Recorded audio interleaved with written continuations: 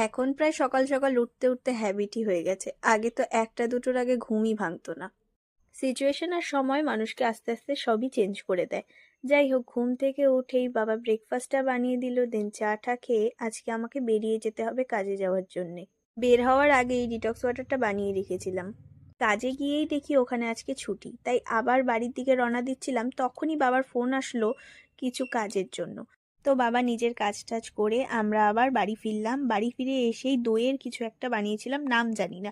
তারপরে আমার একটা পার্সেল আসলো মিশোর থেকে, সেটাই দেখছিলাম কেমন হয়েছে না হয়েছে। দেন আমি লাঞ্চ বানিয়েছিলাম, লাঞ্চ টাঞ্চ করে আবার বিকেলের দিকে বেরোলাম বাবার সাথেই। আমাদের এখানে ভয়ানক বড় একটা অ্যাক্সিডেন্ট হয়েছিল, সেখানেই বাবার কাজ ছিল, তাই ওখানে গিয়ে দেখি বাবা গো বাবা এই অবস্থা। তারপর কি, বাবার কাজ টাজ সেরে বাড়িতে এসে এই শশার স্যালাডটা বানিয়েছিলাম। বানিয়ে তার 2 ঘন্টা পরে চাটা খেলাম, খেয়ে ঠেয়ে আবার কিছুক্ষণ বাবার সাথে গল্প টল্প করে ডিনার করে নিলাম। আর ক্লিপ তো নেই, তো স্টে টিউন, পরের ব্লগে দেখা হচ্ছে, বাই।